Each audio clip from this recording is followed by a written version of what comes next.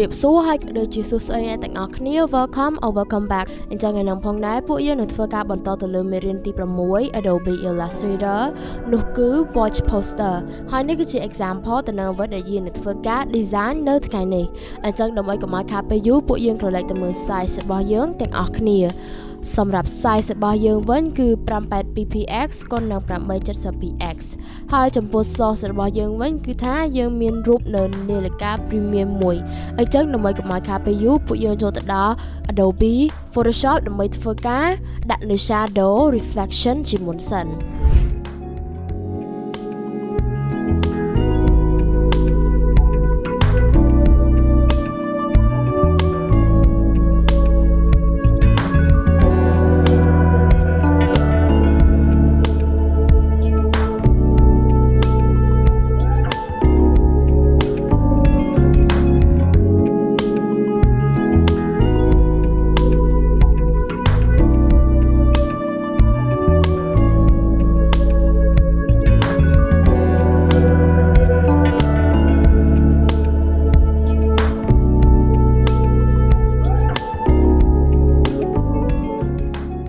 បន្ទាប់មកយើងនឹងធ្វើការចូលទៅលើកម្មវិធី Adobe Illustrator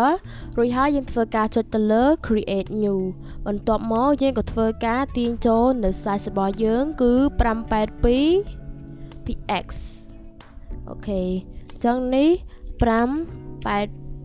582px គុណនឹង870រួចហើយយើងធ្វើការចុចទៅលើ create ឬក៏យើងអាចចុចទៅលើ enter ហើយនេះគឺជាផ្ទាំង artwork ដែលយើងទទួលបានអូខេអញ្ចឹងបន្ទាប់មកយើងក៏ធ្វើការទាញនៅរូប source របស់យើងចូលដើម្បីមានភាពងាយស្រួលក្នុងការប្រើប្រាស់នៅ tool ដើម្បីទាញជាពណ៌ color សម្រាប់ចាក់ជា background របស់យើងអូខេអញ្ចឹងយើងធ្វើការប្រើប្រាស់ eyedropper tool នេះរួចហើយយើងធ្វើការទាញពណ៌វាអូខេបន្ទាប់មកធ្វើការ rectangular tool ប្រើប្រាស់វាដើម្បីបង្កើតជា shape ចាក់ជា background របស់យើងបន្ទាប់មកយើងក៏ធ្វើការប្រើប្រាស់នៅ direct selection tool នេះរួចហើយយើងក៏ធ្វើការ double click ទៅលើ anchor point មួយនេះរួចហើយក៏យើងអាចធ្វើការទាញវាបានអូខេ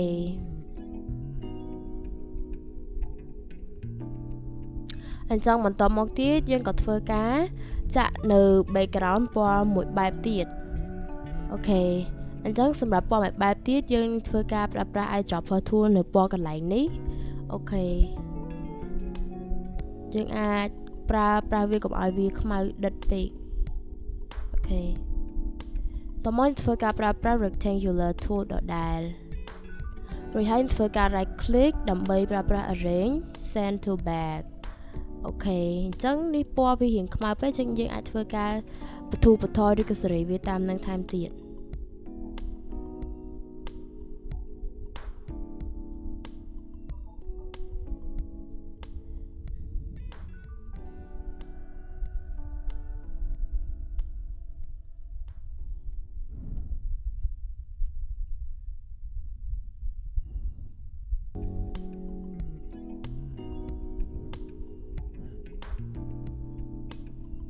អូខេអញ្ចឹងយើងធ្វើការដាក់ពណ៌មួយនេះបាន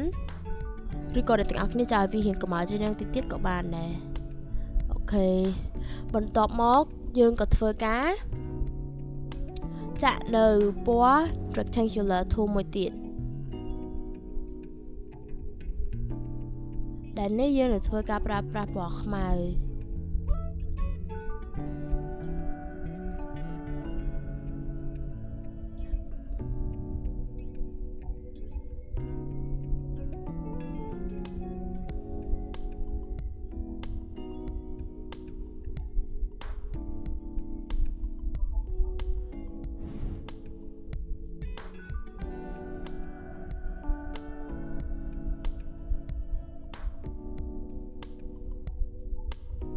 ហើយយើងក៏អាចធ្វើការប្រើប្រាស់ delete selection tool ដើម្បីធ្វើការសេរីវាឲ្យវាមានភាពស្មើគ្នាស្អាតជាងនឹង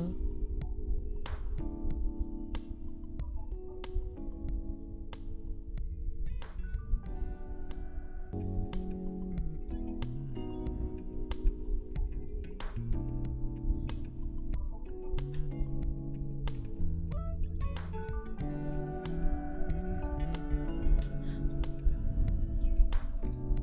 អូខេអញ្ចឹងនៅពេលដែលយើងធ្វើការចាក់ជា background វារួចមកហើយយើងក៏ធ្វើការទាញនៅ link នៅរូបដែលយើងបានកាត់ហើយដែលយើងបានធ្វើការបន្ថែមនៅស្មៅរបស់យើង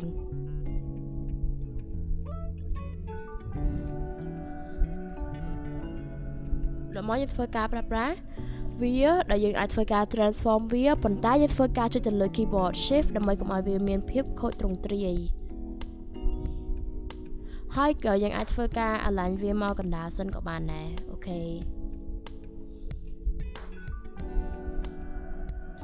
អូខេអញ្ចឹងបន្ទាប់មកយើងក៏ធ្វើការប្រើប្រាស់នៅ text tool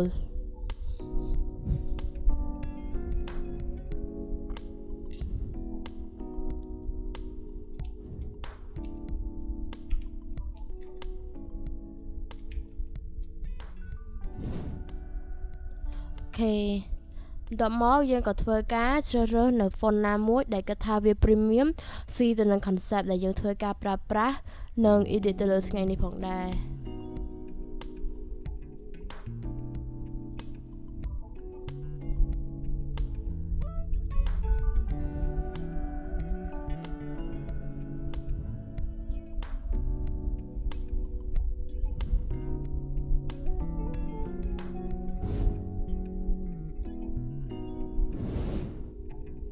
បន្ទាប់មកយើងធ្វើការ Control C និង Control V វាដើម្បី copy and paste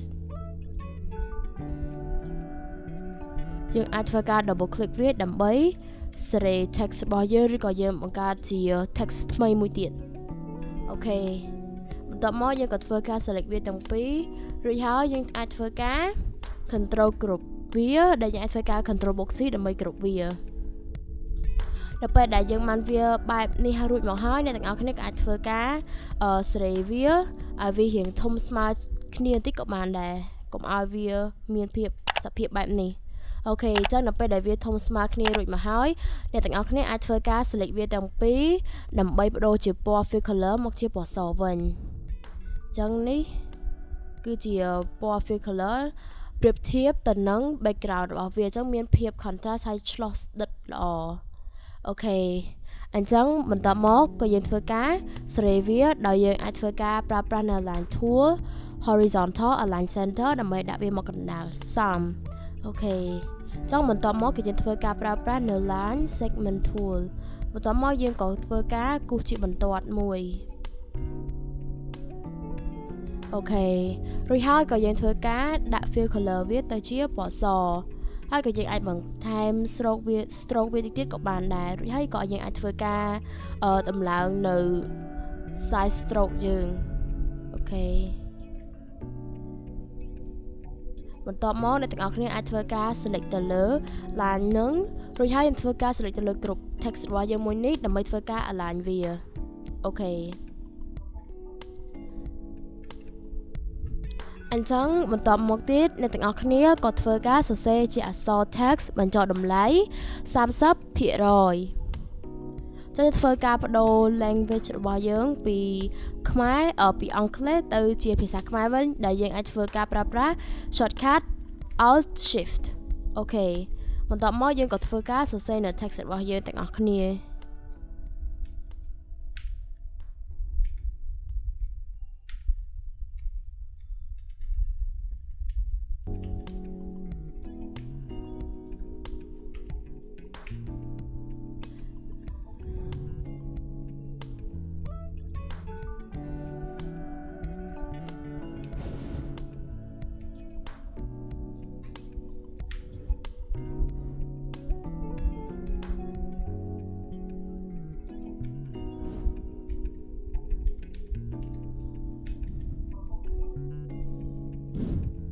រួចហើយអ្នកទាំងអស់គ្នាក៏អាចធ្វើការជ្រើសរើសនៅ font ណាមួយដែលអ្នកទាំងអស់គ្នា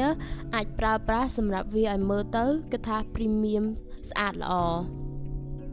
បន្ទាប់មកអ្នកទាំងអស់គ្នាធ្វើការ change language ទៅជាភាសាអង់គ្លេសវិញរួចហើយអ្នកទាំងអស់គ្នាក៏វាយពាក្យ 30% ហើយអ្នកទាំងអស់គ្នាក៏អាចធ្វើការបដូរនៅ font វាបានដែរ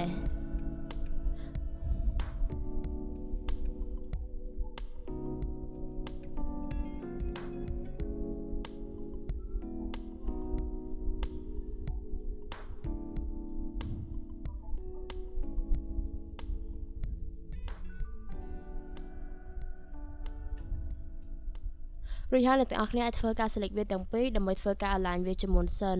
បន្ទាប់មកអ្នកទាំងអស់គ្នាក៏ធ្វើការពង្រីកនៅ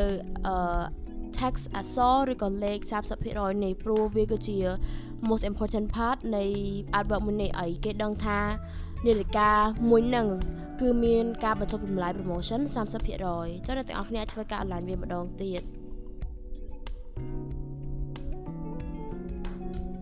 អូខេបន្ទាប់មកអ្នកទាំងអស់គ្នាធ្វើការ select វាទាំងពីរដើម្បីធ្វើការបដូរ fill color ទៅជាពណ៌សវិញរួចហើយអ្នកទាំងអស់គ្នាក៏ធ្វើការប្រើប្រាស់នៅ rectangle tool អូខេ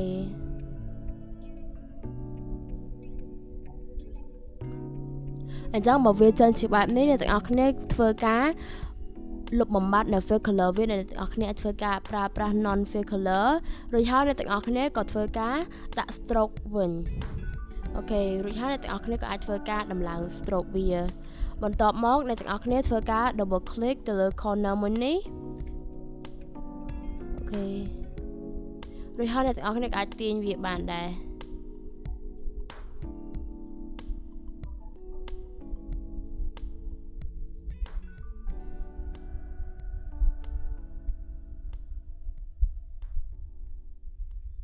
ចុច select ដើម្បី stand ទៅលើ layer មួយហ្នឹងបន្ទាប់មកអ្នកទាំងអស់គ្នាក៏ធ្វើការប្រើប្រាស់នៅ pen tool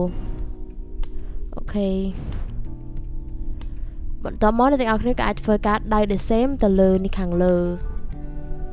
អូខេអញ្ចឹងបន្ទាប់មកអ្នកទាំងអស់គ្នាក៏ធ្វើការប្រើប្រាស់នៅ direct selection tool រួចហើយអ្នកទាំងអស់គ្នាធ្វើការ double click វារួចយើងចុចទៅលើ delete អូខេហើយនៅពេលដែលយើងធ្វើការវាបែបនេះរួចមកហើយអ្នកទាំងអស់គ្នាក៏អាចធ្វើការសេរី text របស់យើងឲ្យមានមើលទៅវាអត់ basic ខ្លាំងពេកតែក៏វាមាន style ដែរចឹងយើងធ្វើការ control C control V វារួចហើយ layer នៅខាងក្រៅមុននេះទាំងអស់គ្នាធ្វើការបដូរ fill color វាទៅជាពណ៌រាងកម្ៅវិញអូខេរួចហើយអ្នកទាំងអស់គ្នាក៏ធ្វើការចុច arrange send to back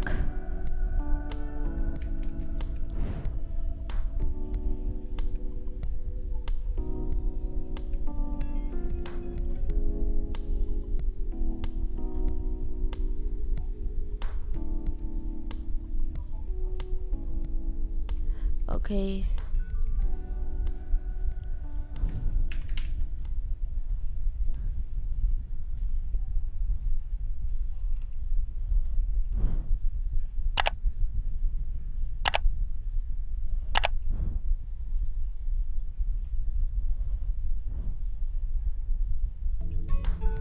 រួចហើយអ្នកទាំងអស់គ្នាគឺធ្វើការ select វាទាំងអស់រួចហើយអ្នកទាំងអស់គ្នាធ្វើការ align វាអូខេ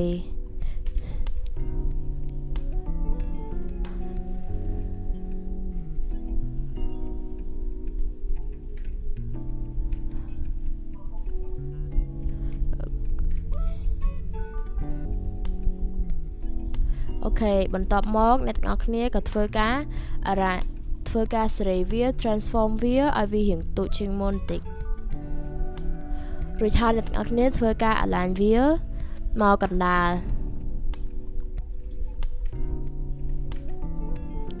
អូខេហើយជាចុងក្រោយអ្នកទាំងអស់គ្នាយើងត្រូវការធ្វើការប៊ូតុង shop now ចឹងអ្នកទាំងអស់គ្នាធ្វើការប្រើប្រាស់ rectangular tool ដើម្បីបង្កើតជា shape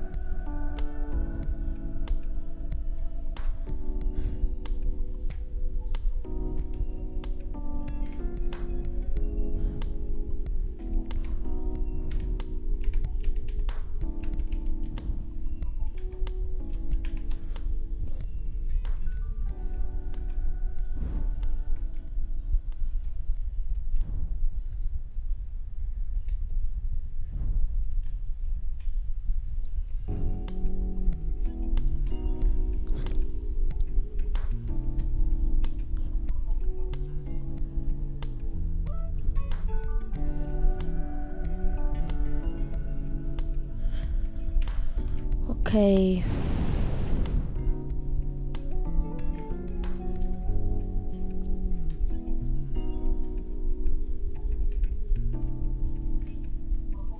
ដល់ពេលដែលអ្នកទាំងអស់គ្នាធ្វើការទទួលបាននៅផ្ទាំង adverb មួយនេះហើយអ្នកទាំងអស់គ្នាអាចធ្វើការ save as ដែលយើងចុចទៅលើ file រួចហើយអ្នកទាំងអស់គ្នាធ្វើការចុចទៅលើ save as ដើម្បីជ្រើសរើសទីតាំងដែលអ្នកទាំងអស់គ្នាចង់ផ្ទុកនៅ adverb មួយនេះ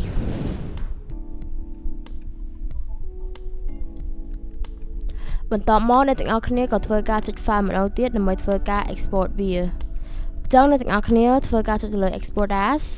រួចហើយជ្រើសរើសទីតាំងបន្ទាប់មកអ្នកទាំងអស់គ្នាចុចទៅលើ use artwork មួយនេះ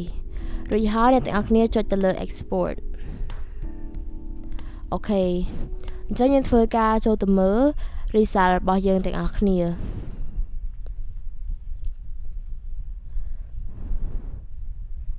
អូខេហើយនេះគឺជា result ចំពោះមេរៀនយើងនៅថ្ងៃនេះអញ្ចឹងបើអ្នកទាំងអស់គ្នាចូលចិត្តនៅវីដេអូមួយនេះអ្នកទាំងអស់គ្នាអាចធ្វើការចុច like subscribe និងចុចទៅលើសញ្ញាកណ្ដឹងដើម្បីទទួលបាននៅវីដេអូផ្សេងៗទៀត